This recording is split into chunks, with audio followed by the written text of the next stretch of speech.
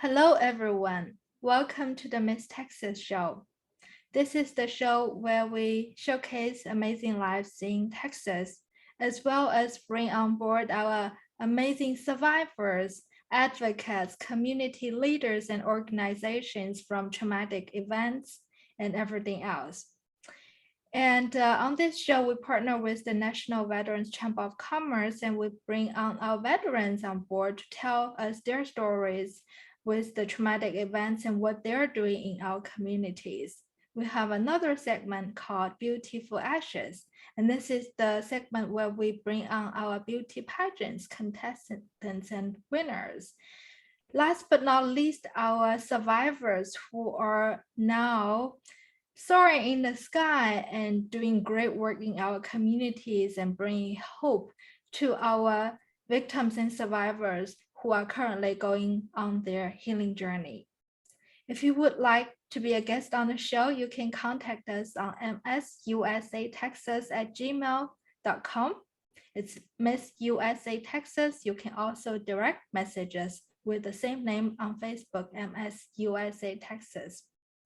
This show is sponsored by our partner, Hope PYX Global. It is a nonprofit organization helping survivors and victims from all backgrounds, from domestic violence, human trafficking, and sexual assault.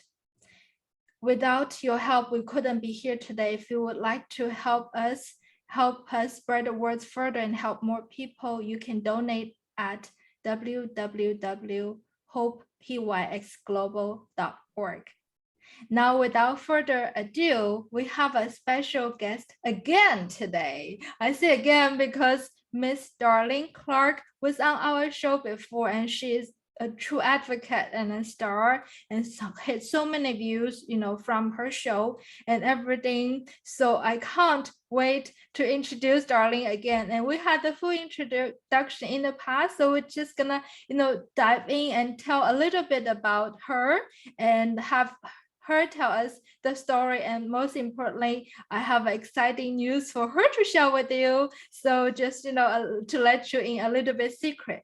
Now, Miss Clark is an advocate and survivor from sexual assault, incest, from so many physical tortures which her parents and siblings has infringed on her.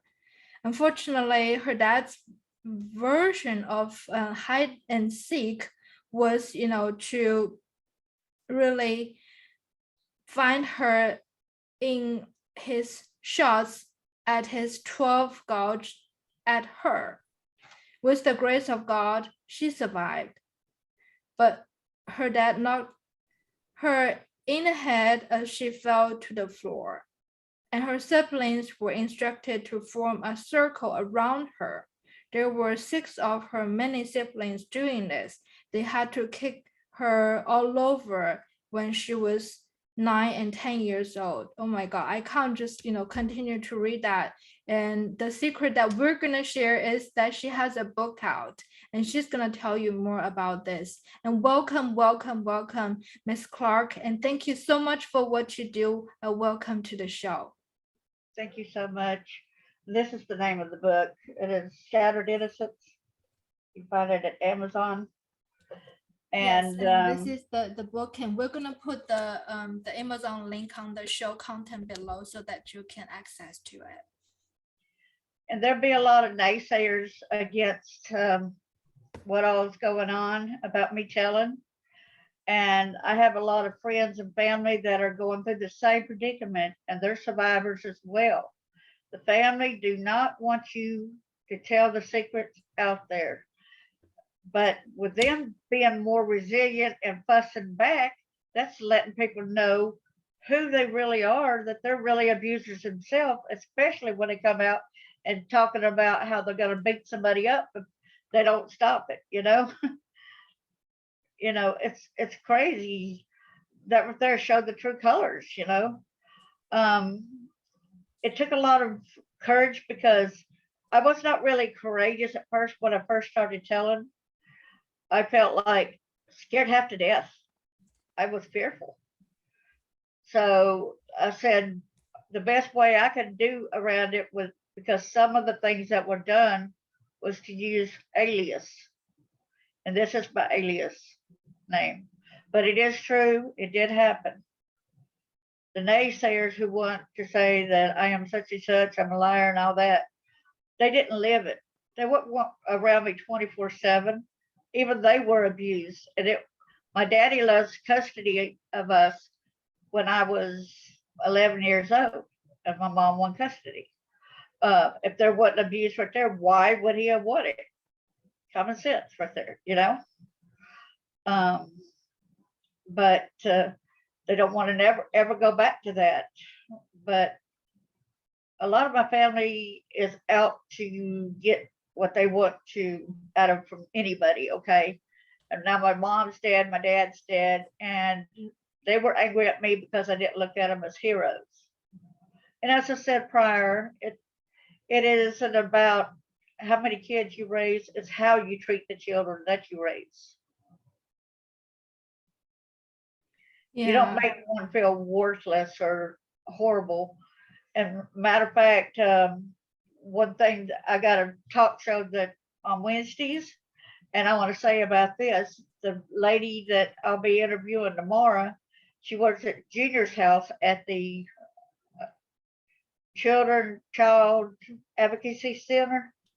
And they started that up after a 6-year-old boy, they had found him under the hood of a car, and he was already deceased. He was cold, pleasant.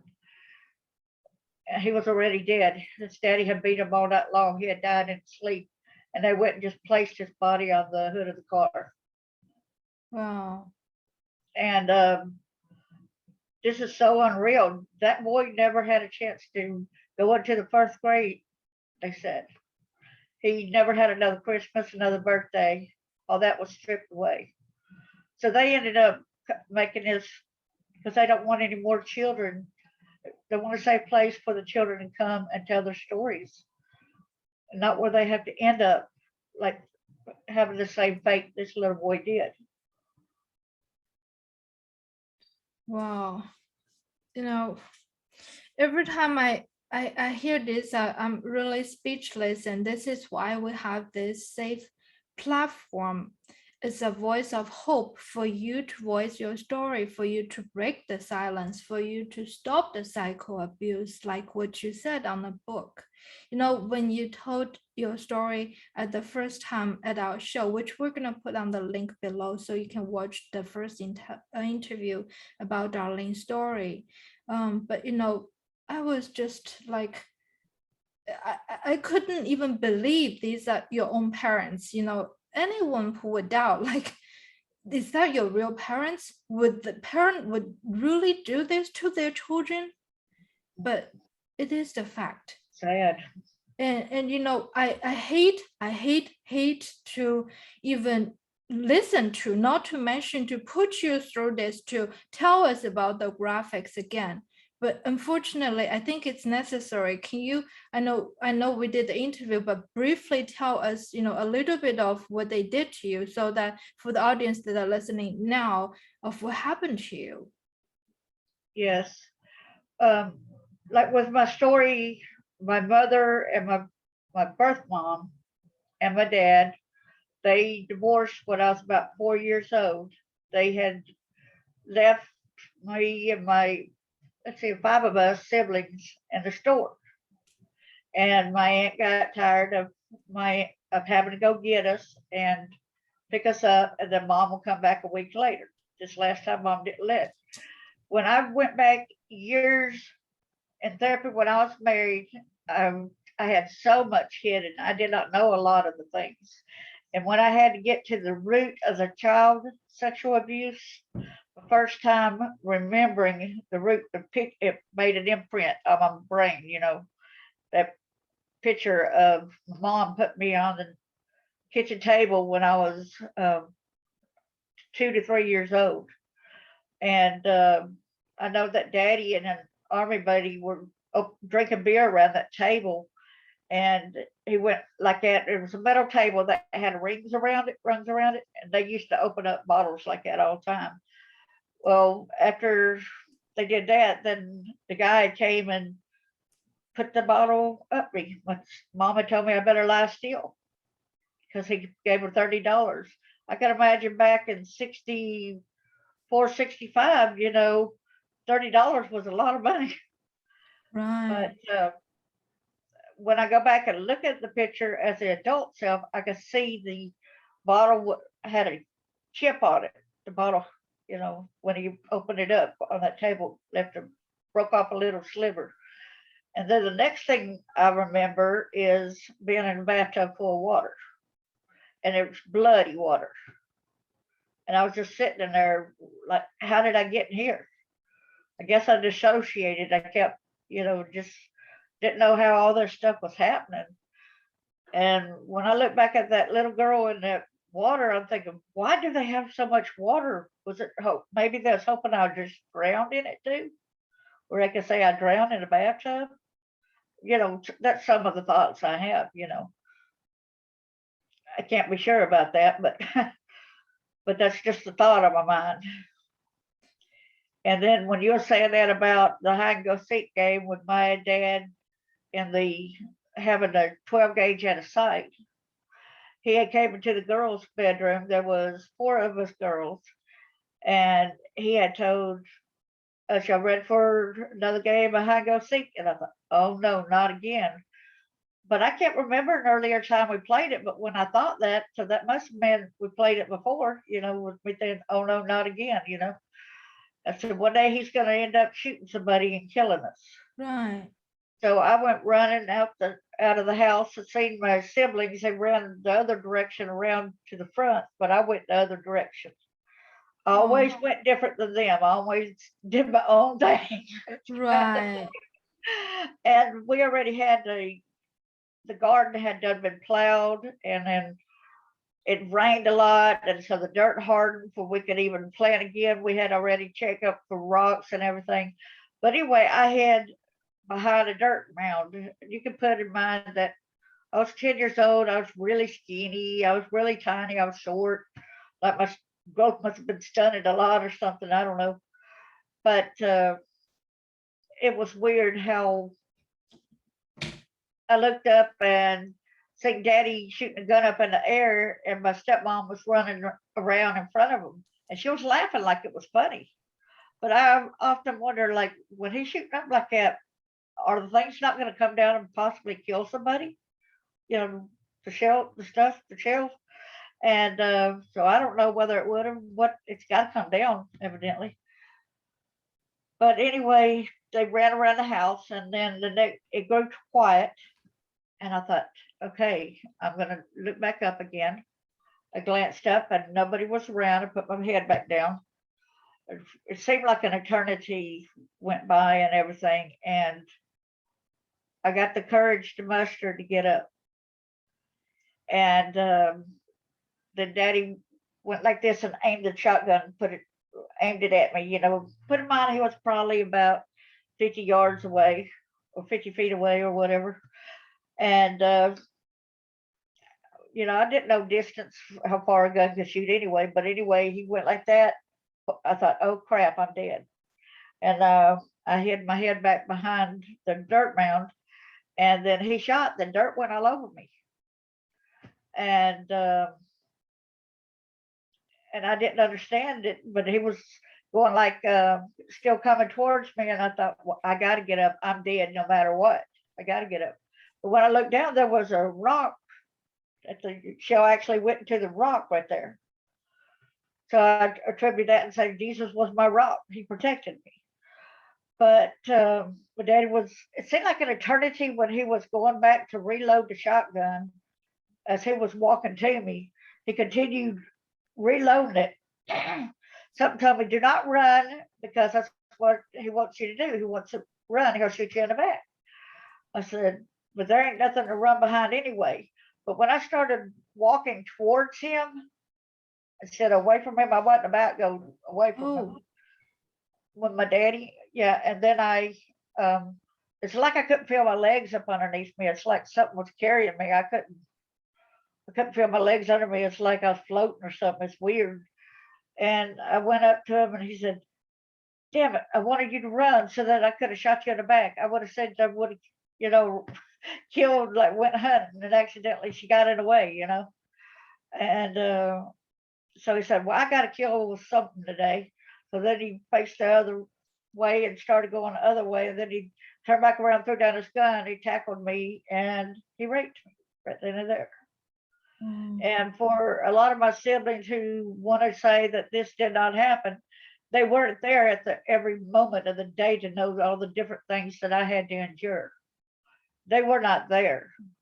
They might have been somewhere in the house. They might have been in the woods. They might have been, you know, in their bedroom. I don't know. But they were not there where I was at that particular time. You know, I endured it. And I've asked another sister, I said, what y'all always hide? She said, some of us ran back into the house and hid back in the bedroom, but some of us went underneath the house. I was like, okay. Wow. And I'm like, okay, you know. And see, this now at this percent of time, since my mom and dad divorced when I was about 4, then my stepmom and him married when I was about 4, 5, or 6. They were dating and they got married. So I could only go when they tell me that they got married. You know, I don't remember when they actually did, but I was very fond of her. I would massage her feet and her legs and give her massages and all. But I didn't expect that she would turn bad also. You know, I didn't expect that she would dip my nose in cow manure. I did not expect her to get onto me because I would keep picking up my fork with my left hand instead of my right. Women are to be right-handed only. And she was so mad, she stuck the prong of the fork in my mouth and sticking my tongue and stuff. It's so many bad things, you know, but there were some good times. Don't get me wrong. There were some good times, like in every life, there's some good times. But even if you open up the book and see a picture of me sitting on a couch, do you see the girl with a smile or a frown? She got a frown on her face, and it's Christmas morning. There's the presents right there behind her, you know. So usually kids have a smile on their face. But I knew the next day that all the presents would be put on a burn pile and burnt. Yeah, you were just an innocent little girl, you know. I see I see that photo and for those of you who cannot see that, it's the photo Darlene is talking about, you know. You just like such a little innocent little girl who deserve a normal life, just like being treated like, you know, not even talking about being a princess, just the way you deserve, like a human, you know, be loved and not being tortured. And there's, I think there's a fine line of, you know, being abused, and this is definitely not even abuse, this is torturing. And I'm so sorry that you have to endure that, you know, have to have that happening to you. You know, there's a part about the baby, and people asked about the book. Can you tell us, you know, what the controversies are about, and can you clarify that for our audience as well, please? Okay. Back when somebody else had bought my book, and they were wondering a question that I wondered myself. But when she asked me it recently, she said, how can doctors tell if a lady had a baby before? I said, I don't really know. And then I looked it up online, and there's actually a little article, and then it shows the picture of the difference between the two. And you know how an abdomen kind of looks well rounded, right? Okay, that's how it usually looks, like just like rounded off, just smoothly. Um, and then when it's been violated or she had a baby before, then it will be punched in almost like there's a hole there. Almost you can see it. It don't look as flush. It looks almost like it's got, to be frank, it does look like an anus type of thing, you know. And Wow. then when I saw it, I got very mad and I cried and I said, well, I knew to be expecting this, but when I actually see the picture of the realization that there is a notice, there's no doubt in my mind when they spotted that I had a kid before that I did. I knew then that I did have a kid before.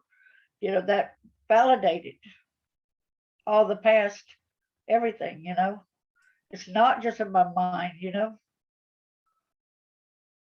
It validated the physical. And these people that my family want to say these things didn't happen. I wish they didn't happen. I wish I didn't have the head traumatic brain injuries. I wish that when I got upset, I don't have to worry about having the stroke like symptoms because of the head injuries. I wish y'all had compassion and would stop telling that I'm a liar and get to start telling the truth about it and stop blasting all the people that do want to give me comfort or anything like that. I deserve to be recognized for what I have been through. I'm sorry you went through it too, and I'm sorry you did not acknowledge your pain. But my story is my story, and I endured it. And you did not live back in Alabama when I lived in Alabama. In a couple of years when I stayed with my stepmom after Daddy died. Excuse me, I lived it. You came to me. My brother was in the military one time, and I said, "Do you remember the time that you came to the house and you said you need to start talking because you're going to end up going crazy? You could drop over and die. You're not telling anything." And I still wouldn't tell nothing. I still wouldn't tell him nothing. But no, he don't recall nothing like that. Of course not. He can't. He don't recall asking me. But now my only purpose it's not getting out there and getting revenge on the people. If I wanted revenge, don't you think I would have sought them out? I would have done my regular name. If I wanted to suck them out, and people know who they are, if they're going like this and bashing me and saying it's lies. How dare they? Everybody's got a right, even as an author, to even have an author name. Everybody's got a right. I have a right to protection. And it's sad that all my life I have to suffer because of lazy people that just want to keep attacking other people. Well, it's a shame when your own family or others, they'll say, "Oh, this girl over here, poor thing. I'll be there for her 24/7 if she needed me. I wish she would have came to me, right?" But no, their own sister went through it, and they want to say they want to blast her. They want to just keep coming down on her. And one of my brothers wrote me years ago and said, "Don't act like you're the only one who this happened to." And then I thought to myself, well, I'm not here to tell y'all story. I'm here just to tell mine. I can't tell your story. So that was validation in itself, also. And then, the time when the state trooper had approached me when I met him at the library, before he even got sat down at the table, was going to do our genealogy things because we had one of the same surnames. And so before he even got sat down, he said, "I remembered you." I said, "From what?" He said, "From all the sexual abuse. I remember you. My daddy's got over 300 child pornos, and you were in the majority of them." Mm. And he said, "I enjoyed doing you when you were a little girl too." And I thought, oh my God, I fell. I could not stand on my feet no more. I actually fell backwards into the chair, and then I had to hold on to the edge of the table, not continue going all the way over. And And it that is going was to hit. your brother?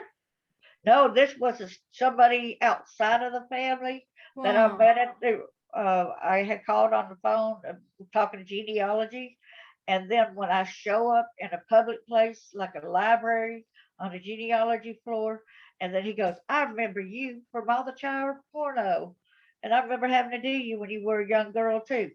Okay, if my Wow. fellow wants to negate that, that validated it for me right there.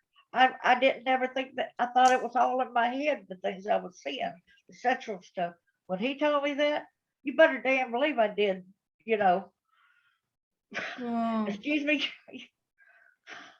And so your dad like literally sold all those movies, all the videos? No, his daddy actually had all these videos, so they were done over here at this daddy's percent place. So my daddy took me around to some places. That might be why my family might have said, I never seen that. Well, you never seen this part, maybe because you wasn't there at this same part. You Right. wasn't there when he took me to do this, you know? And y'all always say that I was slow all the time. Yeah. You know, I was afraid when from one room to the next to walk into, I was afraid I'd be hitting the head knocked out again. I was so afraid. And plus, when I at times I had to learn how to talk again because even at 10 years old, after being hit in the head, they made fun of me because I was saying, see this thing go down a sack. I couldn't say train. I could not get my mouth to go train. It's ridiculous, but they want to just, that's kind of, you know, they can't say they're Christians or anything when they're like that. And my own sister had told me that the things that happened to me as a kid was punishment to me being a bad person by God. And that you had in your bio that you had the 6 siblings, and those were the siblings you're referring to, right? And are It those was more by than it was more than that. Okay, there was two. Okay, when before my daddy and mama divorced, there was what I known as seven, but there were more. I found out later. But anyway, when they divorced, um, my sister was still in Florida, living in an orphanage. My brother, he decided, even though it wasn't my daddy's son, yeah, my daddy's son, he decided to come with us. So then there was the five other of us, okay? And then when he married the stepmom, there she already had two of her own kids. So then she and my daddy had another kid when I was close around 6 years old. I'll be 7 8 years. And so that was a big wide array, 9 kids living at one home, you know. And some of them were step kids, some of them were half siblings. One brother was a half, and then when my stepmom and daddy had another kid, there was another half, and then they wow. had another half kid, but he died. He died the same day as born. I'm so But anyway, sorry. Yeah, those are your, whether it's your full blood or half blood siblings, and that you have to face. But just know that, as mentioned, this is a safe platform, and we have support groups that on Facebook called Survivors Against Violence Everywhere. yeah, And those are our sisters and brothers, whether they have been through things like yourself, or their supporters, or their advocates. And we are here, and we love you, and we believe you. Okay, we're gonna put that link on the content section below so you can access and the audience can find it as well. But thank you. I'm so proud of you, darling. I'm so sorry for what happened to you. But I remember when I interviewed you the first time, you told me this. You said, when I help other people, it helps me heal. And today, as part of the show, we call hope, love, and unity, and this is the voice of hope. Share with our audience about this hope. How did you get from where you were there and to now? Today you're amazing. You hit so many views from the audience about what you have been through. So many supporters who love you, truly love you, your sisters, your warrior brothers. and to you're helping people. You told me after the show, you sent me messages, I'm so proud of you. You said, look sister, the church contacted me, they wanted me to lead the support group. Tell us about what has happened afterwards, after our first interview, what you're doing now, how you're healing, how you're helping with the community. Well, a lot of people have known that I'm going around to different areas, and sometimes I'm giving away some of my free books. Sometimes I'm just telling people. But a lot of people, when before the COVID thing, and it's kind of still find kind of sketchy about getting out as much as I would like to get out. But these people will come around to me and say, I've heard you got a book. I want to get one. I want to get one, because I said they have been through similar. There's this one guy, I want to cry. I don't know what he's actually been through, but just thinking about what he's been through, the possibilities are way out there. And he said a portion of what happened to me is what happened to him. He said just a portion, just a portion. So can you imagine how devastating my life was? And he asked me about 2 weeks ago, he said, I'm waiting for your next book. Where's it at? He said, it's helping me. Your writings are helping me. I need your next book. But I've also got a thanks to Joe Such, I think that's her name, and she's got a podcast channel where she's let me do my own show on Wednesdays, and it's called Frontiers of Triumph. So I get to question and talk to different survivors out there, and there's a lot of different people that call me up and want to talk to me when they're going through a problem, and I try to help them out with that.